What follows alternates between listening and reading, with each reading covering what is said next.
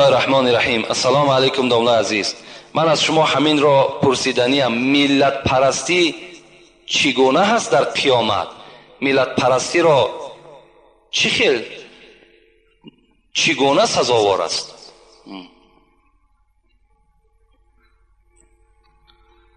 ملت پرستی در اسلام ما و شما نیست. این خدای ما و شما همه وقت ندا میکند یا ایها الناس، ای مردم گفته خداوند به طرف ما و شما مراجعت میکند. ملت در اسلام هیچ اهمیتی ندارد، خواه تاجیک است، خواه عرب است، خواه روس است، خواه امریکایی است، کسی نباشد اگر ایمانی بر خدا و ایمانی به قرآن داشته باشد او برادر ما و شماست.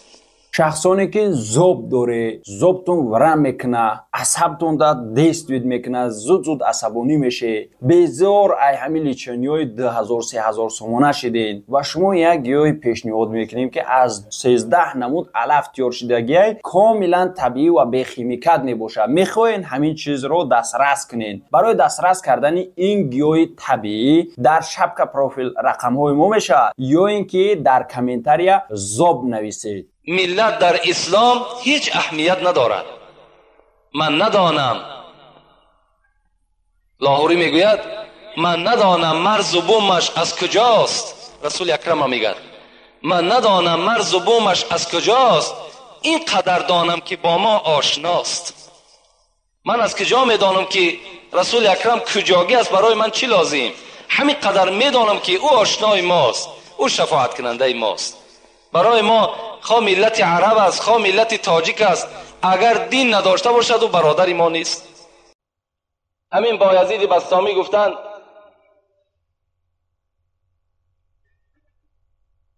که ابراهیم و موسی و مسیحا چنین فرمودن آن انبیاها، مرا گردان ز امتهای احمد که داری بر محمد لطف بی حد. حضرت بایزید بسطامی میگوید حضرت ابراهیم میگد حضرت ابراهیم، حضرت موسی، حضرت عیسی، همه اینها تمنای داشتند، آرزوی داشتند. چه آرزو بود؟ خدایا ما را از آنی که پیغمبر ساختی از این دیده اگر امت محمد می ساختی این برای ما فضل بود، این برای ما بهتر بود، زیرا که بر محمد تو بی‌نهایت لطف بی حد دادگی هستی. زیرا که محمد یکی از پیغمبرهای هست که در آخرت همه دامان حضرت بحر شفاعت می قپند. چون این پیغمبر ما و شما صاحب هستیم، چون این پیغمبر ما و شما البته امت هستیم. خداوند در قرآن تعریف میکند و انک لعلی خلق عظیم. ای محمد صلی الله علیه و سلم چه یک فعل خوب داری، چه یک کردار نغز داری، چه یک معامله حلیمانه داری. خداوند در قرآن رسول اکرم همچنان وصف میکند. من یک معامله نیکی او را بر شما وصف میکنیم، انشاءالله موضوع ما دیگر است. خدا خواسته باشد از مولودهای حضرت، خواه روز جمعه است خواه یکان روز دیگر است، انتخاب میکنیم. ما روزهای جمعه فقط یک ساعتی داریم که خودش ساعتی تبلیغ است، ساعتی هست که یعنی به گوش همه مردم حکم خدا و پیغمبری را برسانیم. از این خاطر هر جایی که مولود شود در روز جمعه ما اشتراک کرده نمیتونیم، زیرا که جمعه در جمعه خودمان میمونیم. اگر کسی که مولود کنه از در مسجدهاشان روزهای شنبه یک شنبه اختیار کنند. روزهای جمعه خودش یک ساعتی است که خدای ساعت بحر ما آورده است. بازی را به مولود تبدیل بتیم، باز اگر جمعه به جمعه شیم مثل سال آینده میاییم دیگر هیچ کس را نمیابیم.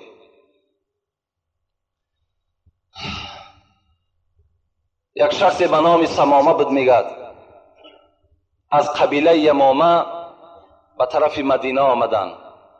در دست میگد یک کارد داشتن. وقتی که وارد مدینه شدن و اون شخص حضرت عمر رو پرو شد. از او پرسان کرد تو کی هستی؟ گفت من نفری هستم که دشمن محمد هستم و این کار که در دست دارم بهر قتل همین محمد صلی الله علیه و سلم آماده کردگی هستم. عمر که طاقت شنیدن این سخنها نداشت، عمر شخصی بود که جان فدای پیغمبر ما و شما بود، دویم یار رسول اکرم بود. لو کان بعد نبی لکان عمر ابن الخطاب. اگر پیغمبری بر محمد ختم نمی شد، گفت رسول اکرم، هر آینه بعد من عمر پیغمبر می شد. اینقدر عدالت و اینقدر صدق بر اسلام داشت. حضرت میگه هر دو دست به دست شدن. حضرت عمر میگه لباس های اون مشرک از بدن کشید، کاردیو را از دستش گرفت و برده میگه در یک گوشه از مسجد مثل سگی را که بند میکنی همچنان بند کرد و نزد رسول اکرم برای خبر دادن رفت. پیغمبر خدا را گفت یک شخصی برای قتل تو آمده بود، ما او را دستگیر کردیم، این کاردی که میبینی کارد همون شخص است و همان نفر در یکی از گوشه های مسجد بند کرده شده است. رسول اکرم از جای خود خیستند، آمدن داخل مسجد، دیدن که در اصل آن چیزی که عمر گفته بود همان است و جانب همون شخص نگاه کرد، گفت برای این کسی که دشمن من است طعام آماده کردیم؟ حضرت عمر در هیجان آمد، گفت رسول اکرم چی میگوی؟ طعام برای همین مشرک، همین شخصی که برای قتل تو آمده است، اینا باز ما طعام بتیم؟ رسول اکرم خطاب کرد از خانه من رفته شیر تازه بیاره.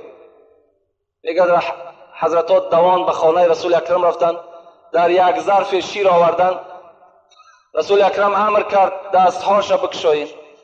دستهاش میگه کشاده کردن، ظرف در دستش داد، شیر یک جایه میگه همش نوشید، کار در دستش داد، گو به خانت برو.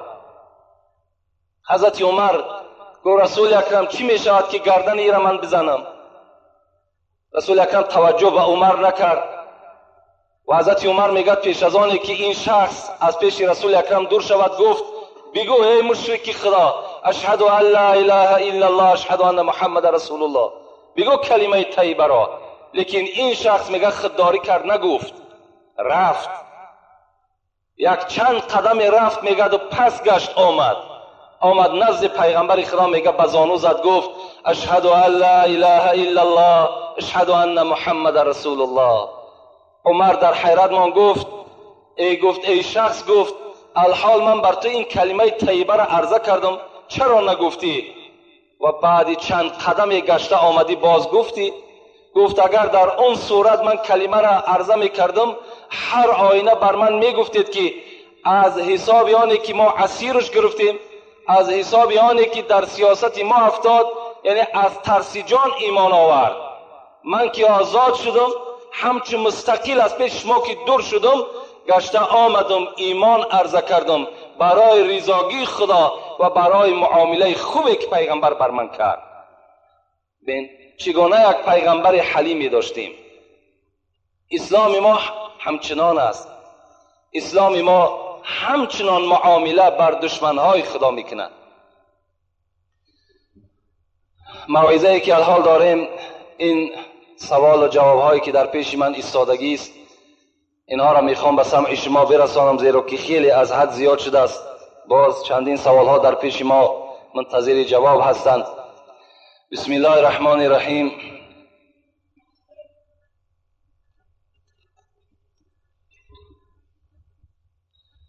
السلام علیکم دامنای عزیز. یک نمود شپرک را اوراح میگویند و آن را آرد میکنند. آیا این درست است؟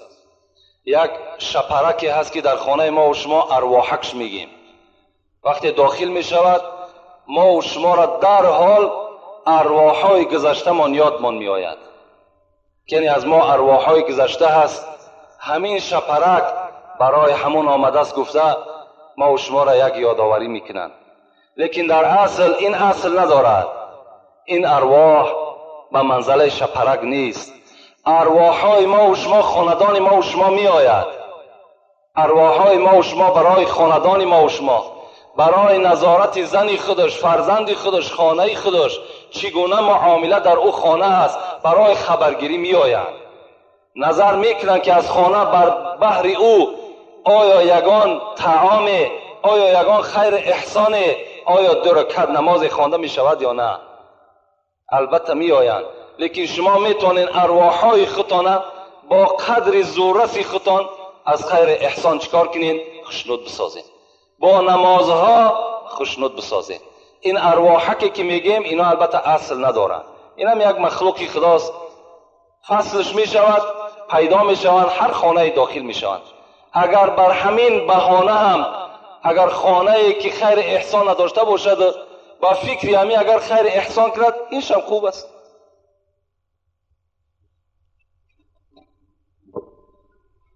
السلام علیکم داملای عزیز. در قبر با کدام زبان سوال جواب میکنند؟ در قبر چگونه ای که جمعه پیشین رسول اکرم فرزند خودش ابراهیم گفت تو را میپرسند خدای تو کیست؟ بگو خدای من الله یگانه است، پیغمبر او پدر من است و دین او اسلام است. یعنی وقتی که ما و شما داخل قبر میشیم، ما و شما را در نزد منکر و نکیر سوال و جواب کردن این کار آسان نیست. انشاءالله من صفت منکر و نکیر را بر شما در جمعه های آینده بیان میکنیم که منکر و نکیر چگونه هستند. اینجا فقط رحمت الهی لازم است که خداوند بالای ما و شما رحمت خودش پایان کند تا که ما به سوالهای منکر و نکیر با آزادی جواب بگیم. منکر و نکیر با زبان عربی ما و شما را میپرسد، لیکن خداوند بر زبان ما و شما همین زبان با آسانی چکار میکند؟ مبدل میسازد. ما با زبان خود منکر و نکیر جواب اونها را چکار میکنیم؟ اگر خدا خواسته باشد عملهای ما و شما زائد باشد، ما بنده نیکبخت باشیم، جوابشان را با آسانی میگوییم. السلام علیکم داملای شیرین سخن. از شما خواهش داریم که سوال ما را با پررگی جواب گردانید. بعضی عائله های هستند که مادرانشان را اپا یا کیانگه میگویند. آیا در نزد خداوند گناهگار هست یا نه؟ نه، گناهگار نمیشوند. اگر مادر بگین از همه در بهترین همین است. پدر بگین یا به لفظ آذری که ما و شما آتا میگیم یا اتا میگیم، اینو بهترین هستند. از اوی که مثال ینگه میگین، از اوی که اپا میگین، اینا البته در راست مادر استفاده کردن اینها از روی منطق خطا هست. لیکن مادامی که نیتی ما نیتی همچه مادر همچه یک برای احترام است باکی ندارد. لیکن خوب میشود که ما و شما آچه و آتایی که داریم کلمه ها همینا را استفاده کنیم، این بهتر است. از کلمه هایی که مامشکه و از کلمه هایی که موی سفید حذر کنین. عیب است، عیب. این شما اگر از مدنیت حساب کنین یا که شرم کنین، حیف شمار جوان.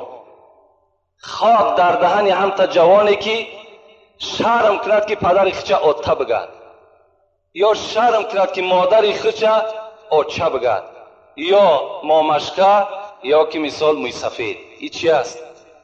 اینا نه مدنیت است نه پیشرفت است. همون آچه و آتایی که ما و شما داشتیم همچنان ما و شما با فرزندان میراث بگذاریم، این بهتر است.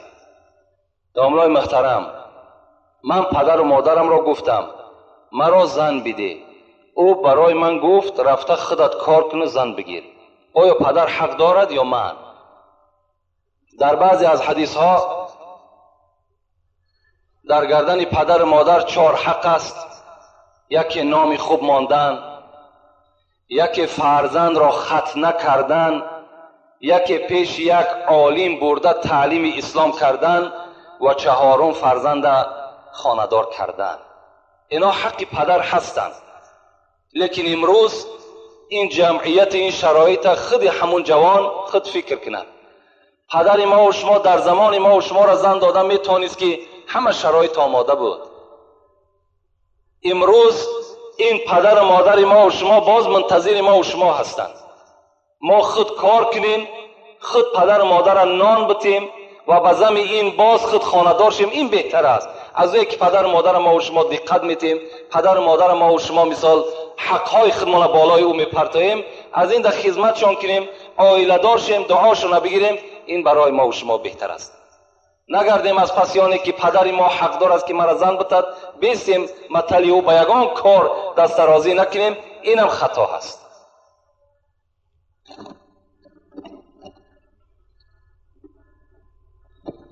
السلام علیکم دوستان عزیز. من سوالها را مختصر جواب میگیم زیرا که به همه سوالها نمیرسیم.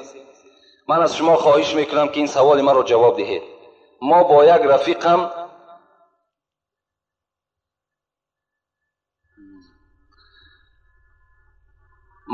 رفیقم نشسته بودیم. رفیقم ناخونهایش را بریده بخورد. من به او گفتم که برای چی ناخونهایت را میخوری؟ او گفت که من رزقم را زیر پا نمیگذارم. این سوال مرا جواب دهید.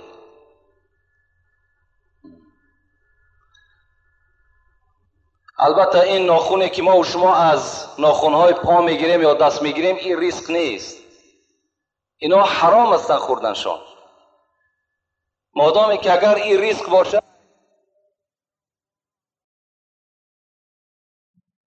میشود یا نه. من از شما خواهش دارم که این سوال مرا با پررگی جواب دهید. یک برادر بود است، ممکن که کرتش یا ممکن که میکش بی نماز است و لباس بالاگیش با نماز است. آیا نماز همان شخص جایز می شود؟ نه، جایز نمی شود. خدا در قرآن ما و شما را چی می گوید؟ یا ایها المدثر قم فانذر و ربک فکبر و ثیابک فطهر. و ثیابک فطهر. خدا می گوید وقتی که تو بالای جای نماز می برای ذکر بر من میکنی، لباس ها تا پاکیزه کن، لباس ها تازه باشند، بعد تو ذکر خدا را بکن. اگر در لباس شما در کدامش نباشد، خواه روگیش باشد، خواه تاگیش باشد، بی نماز باشد، نماز شما جایز نمیشد. و فی ثیاب البزلتی، حتی عباره مختصر بین میگوید اگر لباس چیرکین باشد، بوی میکردگی باشد، اون نماز میخواندگی ثواب ندارد.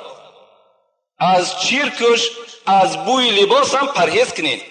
اگر نجاست آلو باشد یا بی نماز باشد، به طریق اولا نماز ما و شما درست نمیشد. السلام علیکم داملای شیرین سخن. علم شما را خدا باز دوچند گرداند. اول من به بیماری قند مبتلا هستم، در حق من یک دعای شفا کنید. دوم، بعداً آیا تلبنده را دشنام کردن، از خانه پیش کردن گناه نیست؟ این کار را کسی کرد که دستی رسا و با دولت است. برادرایی که به کسل قند مبتلا هستند، علالخصوص در این جمعیت ما، در این محله ما هم و این کسل قند چندین نفرها مبتلا هستند. علالخصوص این سوال دهنده هم طلب شفا کردن، خدا همگیشان شفای کامل و شفای عاجل نصیب و روزی بسازد. و این سوالی که کردن، آیا تلبنده را از نزد خانه دشنام داده و از خانه پیش کردن و زمیانی که دستی رسا دارد آیا جایز است یا نه؟ آیا گناه نیست؟ البته گناه است. خدا در سوره والضحی و ما و شما تذکر می دهد و اما السائل فلا تنهر. شما وقتی که تلبنده خانه شما وارد شد، شما بالای تلبنده گپی سخت نگین، یعنی در تلبنده را دشنام نتین، تلبنده را از نزد دروازه پیش نکن، بلکه چیکار کن؟ اگر دست رسا باشد چیزی بر او عطا کن. اگر لباس زیادتی داشته باشی بر او عطا کن تا که لباس بدنش نو کنه. شرط نیست که تو به همین 10 درم و 20 درم جان تعظمو که از بزم دولتی داشتگید تو خلاص کنی.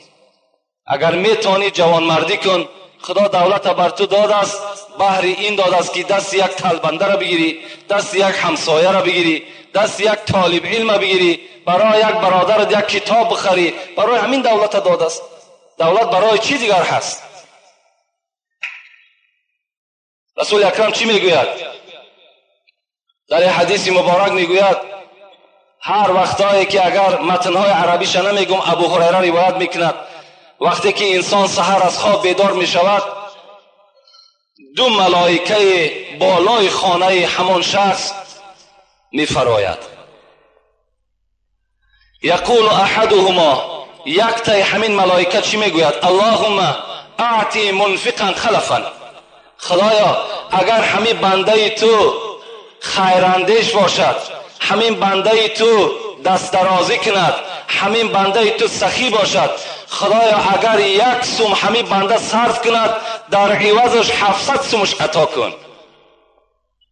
و یقول الاخر، لیکن ملائکه دویمش چی میگفت است؟ اللهم اعطی ممسکا تلفا. پروردگارا اگر همین بنده ای که دولت دارد، همین بنده ای که سهولت دارد، اگر همین بخیل باشد، دست درازی نکند، طلبنده را از نزد در براند، دست درازی به سوی همسایه نکند، خدایا این ممسک است، این بخیل است، مالی را تلف بده.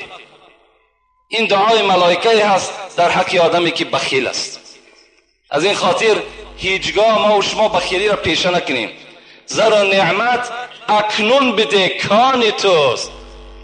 سعدی میگه در بستانش زر و نعمت اکنون بده کان توست، که فردا بیرون ز فرمان توست، که فردا از دست تو میرودین. تو امروز بالای این مال تو سرداری داری، همین روز بته. با دنیا توانی عقبا خری، بخر جان عزیز ورنه حسرت خوری.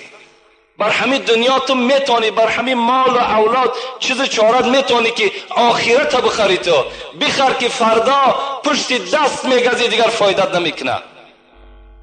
برای همین البته این دولتداری هم غنیمت است، این کم بغلی هم خودش یک حالتی است که تیز گذراست. من به شما یک حکمت خدا را میگم، یادم آمد. انیس المؤمنین گفتگی کتابی هست. در همان انیس المؤمنین چی میگوید؟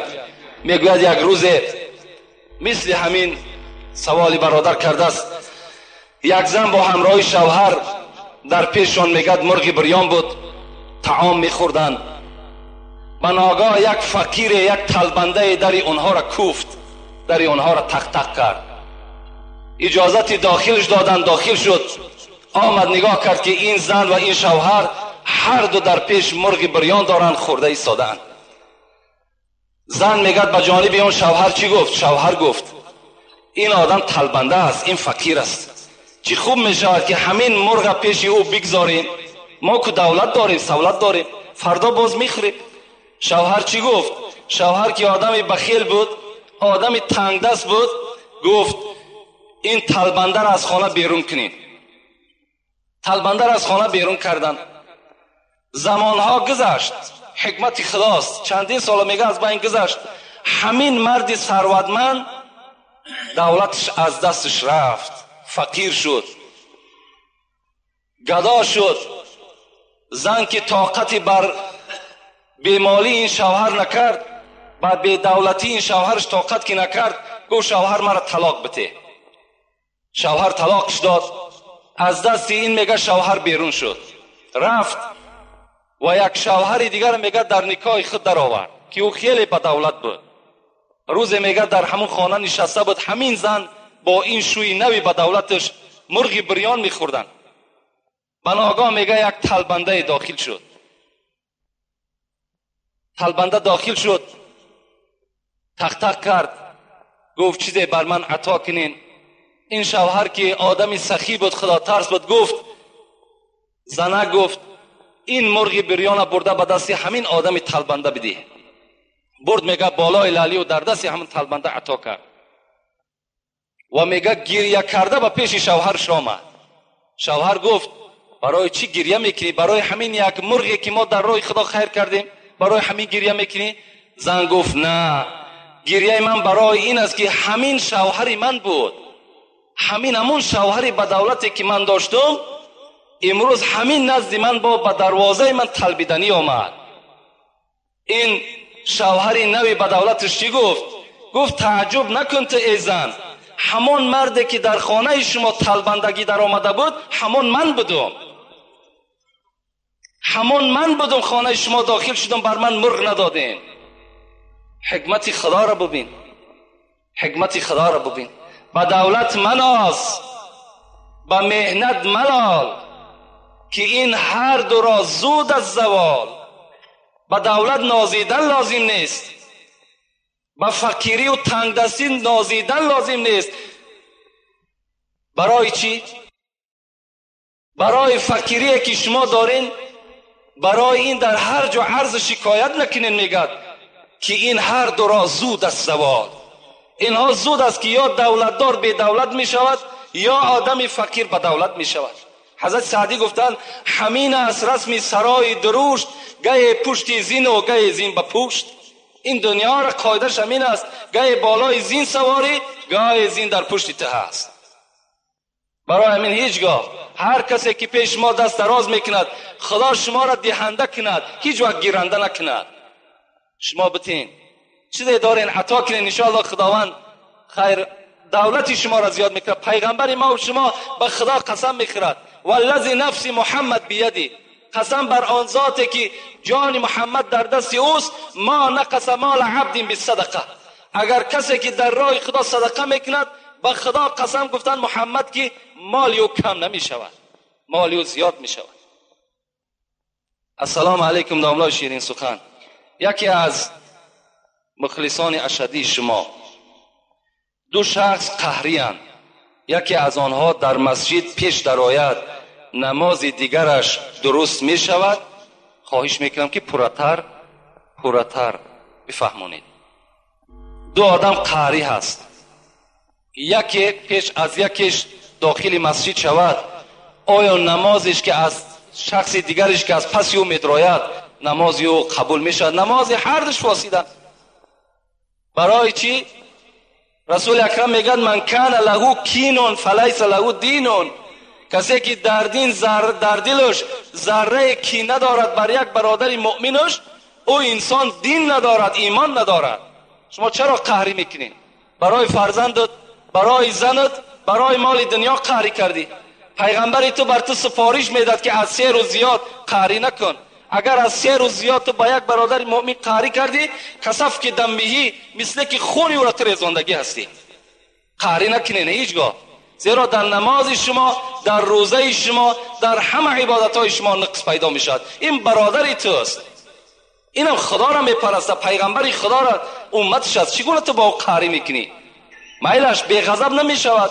غضب کردین، قهری کردین، تیز با یکدیگر قطعی آشنا شین، باز در پی خدمت یکدیگر شین، نه اینکه سالها با یکدیگر قهری بسین. کسی قهری است چی است؟ حتی شب قدر بین، یک روزه شب قدر عبادتش 84 ساله ثواب دارد. همین شب قدر در محروم است آن شخصی که قهری هستند از ثواب همین شب قدر. همان آدمایی که قهری هستند محروم هستند از ثواب این، با نصیب نمی شوند.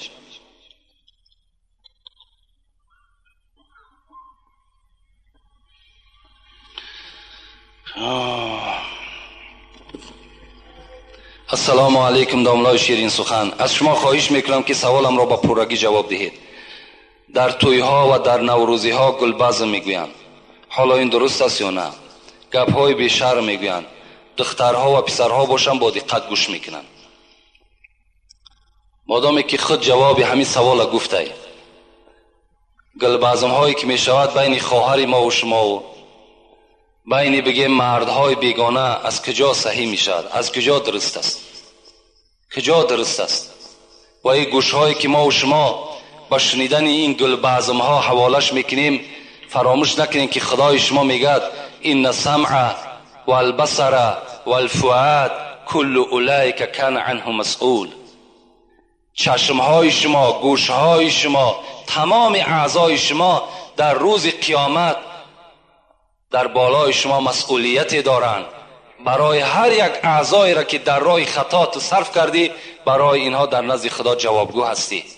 هیچگاه جایز نیست و هیچگاه در این معرکه ها اشتراک نکنین، زیرا که البته شما مثل همون شخصایی میشین که در همون معرکه اشتراک میکنن و گناهکار میشوند.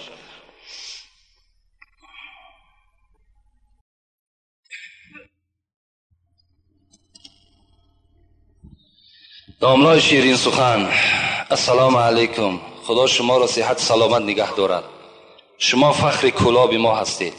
ما نیز بنده عاجز و دوستدار شریعت اسلام هستیم. دو سوال دارم.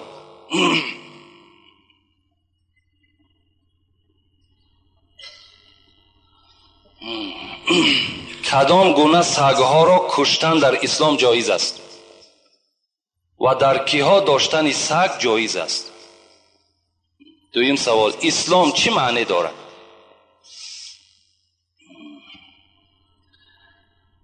چگونه سگها را کشتن در اسلام جایز است و برای کدام انسانها سگ در خانه نگه داشتن جایز است؟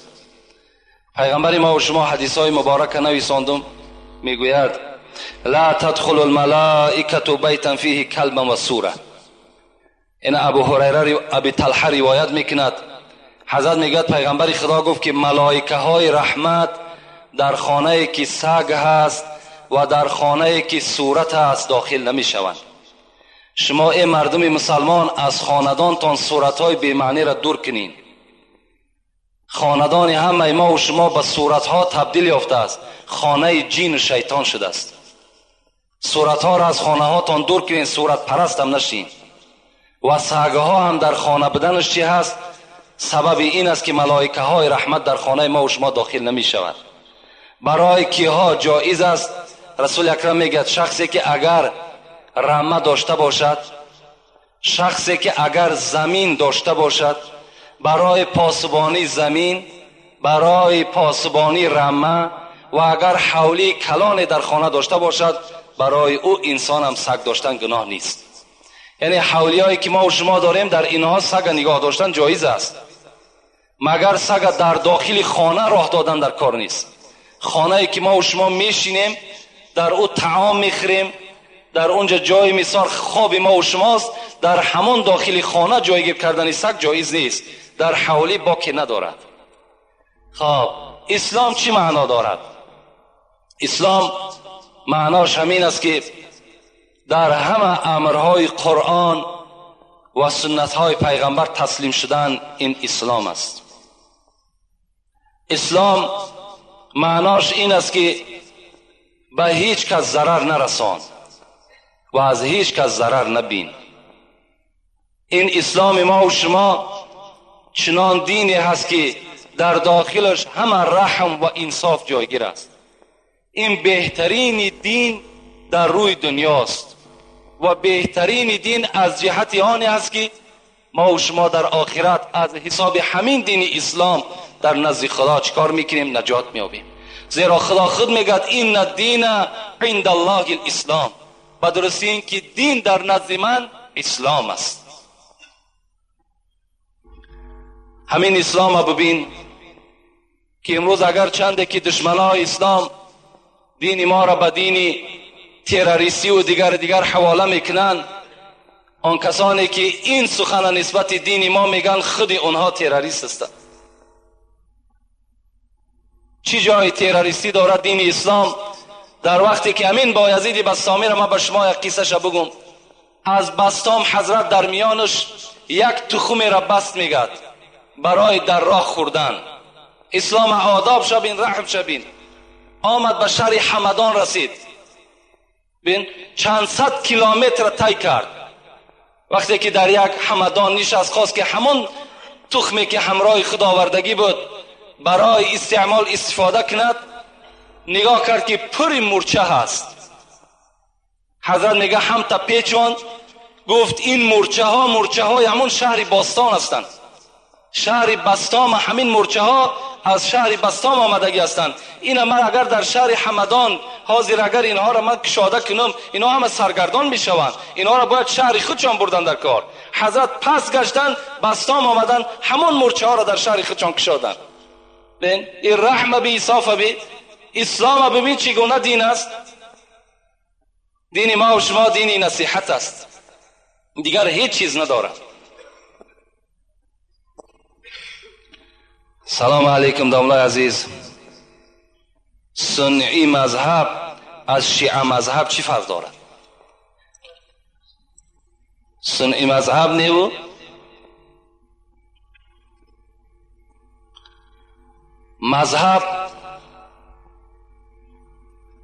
مذهبی ما و شما که اهل سنت و الجماعه هست از شیعه مذهب به چی فرق میکنه؟ هر کسی که جانب قبله نماز میخواند خدا یکه و یگانه را میشناسد، پیغمبری او را بر حق میداند، همه اونا برادرای ما و شماست. هر جا که یک آدم خداگو باشد اون برادر ما و شماست. از شیعه مذهب ها در دشمنی کردن، دشمنی خدا کم است، با آنها دشمنی کنیم. میلش اگرچنده که تفاوتی دارن، فرقیتی دارن، نسبت صحابه پیغمبر ممکن تحقیرای دارن، لیکن برای ما و شما جدا کردن امروز اهل سنت از شیعه هیچ لازم هم نیست و در داخل این موضوع ما و شما هم کارم نکنیم. همین قدر بدانیم که اونا هم برادر ما و شماست، اونا هم غمخوار اسلام هستند، اونا هم چیکار میکنن؟ در راه اسلام خدمت کرده ایستادن. اکثر امروز تجارت ما و شما از حساب همون مردم شیعه مذهب است. السلام علیکم داملای محترم، با این سوال ها جواب گردانید. بالای سر مرد در وقت جان کندن زنی که یاسین را تواند خواندن مرد نباشد میتوان تلقین کند؟ میتواند البته. یعنی مردی که در حالت نزع جان است هیچ کسی نیست که یاسین بالای او بخواند. پیغمبر خدا را حدیث مبارکش است که شما در حالتی که نزع جان میشود یکی از برادر شما یاسین بخوانید. اگر نباشد مردی میتونیم که زنی که اگر یاسین نمیتواند بیاید تلقین همون مرده کند، با که ندارد، هیچ جای گناهش نیست. دویم سوال، زن میتواند مرغ را یا حیوان کلانی را ذبح کند؟ به طریق اولا میتواند. برای زن کشتن مال گناه نیست. همه زنها میتونند کدام نماد حیوانی نباشد ذبح کنند. فقط برای ذبح چی لازم است؟ کاردی تیز باشد و بسم الله الله اکبر. بس از خواه مرد از خواه زن است میتواند کدام حیوانی نباشد البته ذبح کند. زن شد گناهکار میشود. سلام علیکم داملا، خواهش التماس دارم درباره جادوگرها گپ زنید تا مردم ملا را از جادوگر فرق کنند که این جادوگرها دین اسلام را سیاه کرده خودشان را ملا مینامند. آنها یگان آدم را به اسلام به نماز دعوت نمیکنند. خیلی مادام همتا باشد دیگر چی جای شهر دادن شد؟ وقتی که به ما و شما را به نماز دعوت نکنند، ما و شما را به مثال اسلام دعوت نکنند و خودشان هم ملا بگیرند، در صورتی که فالبین جادوگر باشند و ملا هم نیست جادوگر هم نیست. فقط شما یک کلمه را فراموش نکنید. وقتی که در یگان جای یگان کسی را جادوگری میکند بگین جادوگری کرد، ملاگی کرد. نه، این ملاگی از جادوگری فرق دارد. این جادوگر هم در دنیا و هم در آخرت روش سیاه است. اون نه ملا است نه جادو از دستش می آید.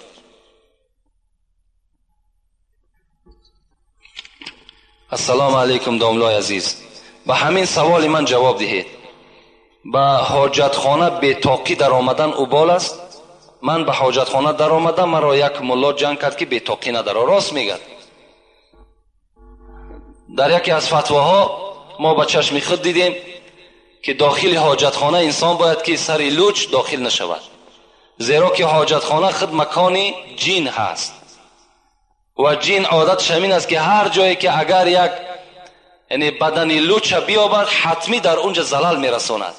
از این خاطر این صاحب کتاب هم به ما و شما گفتن که داخل حاجتخانه که شدین شما اول پای خودت در نزد در همون حاجتخانه یعنی شرفه بتین تا که هر چیزی که باشد از حاجتخانه دور شود. و اللهم اینا نعوذ بک من الخبث والخبائث.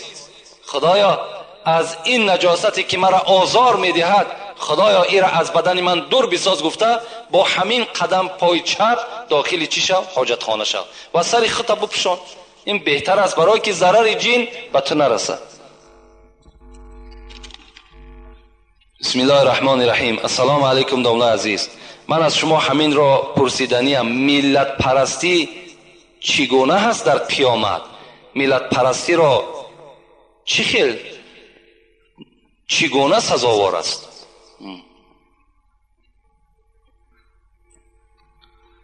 ملت پرستی در اسلام ما و شما نیست. این خدای ما و شما همه وقت ندا میکند یا ایها الناس، ای مردم گفته خداوند به طرف ما و شما مراجعت میکند. ملت در اسلام هیچ اهمیتی ندارد، خواه تاجیک است، خواه عرب است، خواه روس است، خواه امریکایی است، کسی نباشد اگر ایمانی بر خدا و ایمانی به قرآن داشته باشد او برادر ما و شماست. ملت در اسلام هیچ اهمیت ندارد. من ندانم، لاهوری میگوید من ندانم مرز و بومش از کجاست. رسول اکرم میگه من ندانم مرز و بومش از کجاست، این قدر دانم که با ما آشناست. من از کجا میدانم که رسول اکرم کجاگی است؟ برای من چی لازم؟ همین قدر میدانم که او آشنای ماست، او شفاعت کننده ماست. برای ما خواه ملت عرب است، خواه ملت تاجیک است، اگر دین نداشته باشد او برادر ما نیست.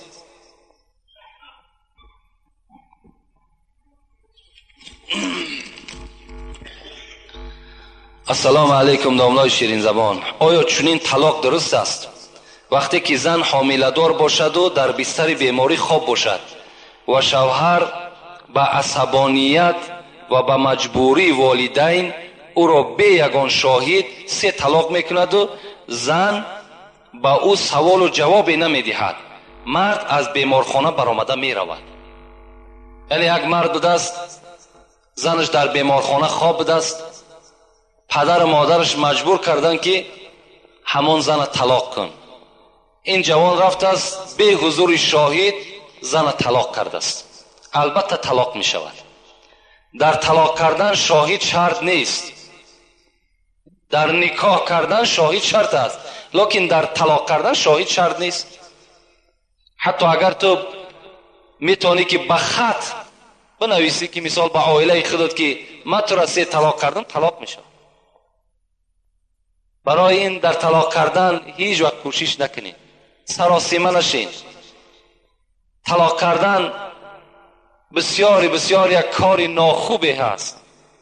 رسول اکرم میگوید ابغض الحلال الی الله الطلاق، بدترین حلال ها به سوی خدا این طلاق است. هیچگاه طلاق نکنین. در طلاق کردن عرش الهی میگه در جنبش میدراید. هیچگاه هیچ پدر مادر توصیه به طلاق نتین تا حد امکان. امروز ببین طلاق میتن، فردا میبینی که حاضر شدن پشیمان شدیم، نفهمیدیم، بعد از پی فتواکاوی میشوند، بعد دیگر ملاکاوی میشود.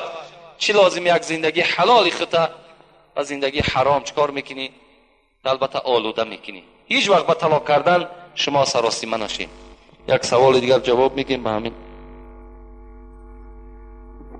السلام علیکم داملا. مرد به طلاق زن قسم خورد، گفت من به زنم خانه‌داری نکنم.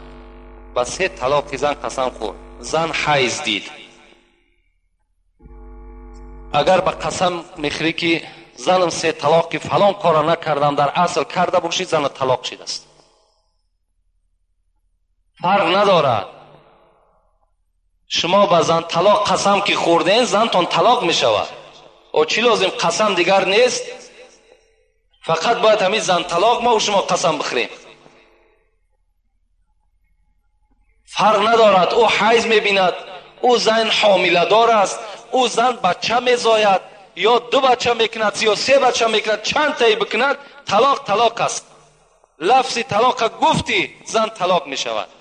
دیگری بچه کردن او، حامله دار بدن او، حیض دیدن او، اینا هیچ به لفظ صریحی که از زبان ما و شما میبراید هیچ دیگر تاثیر ندارد.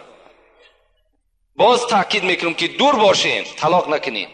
تا حد امکان غضب کنین.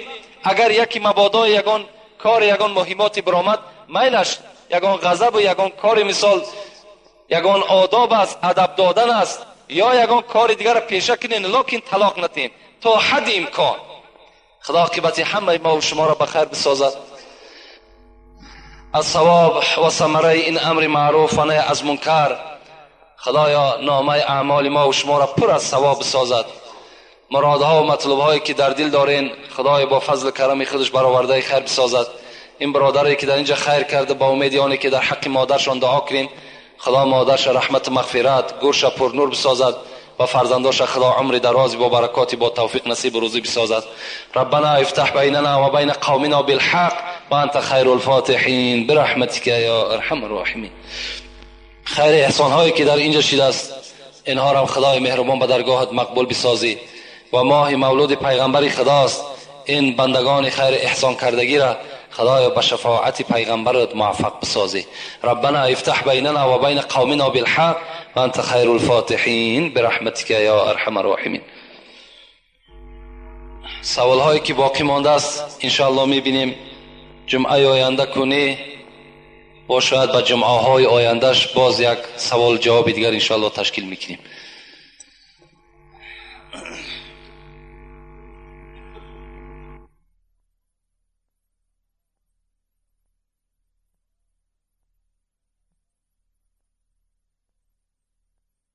السلام علیکم داملای محترم. آیا حضور پدر مادر در نکاح شرط است یا نه؟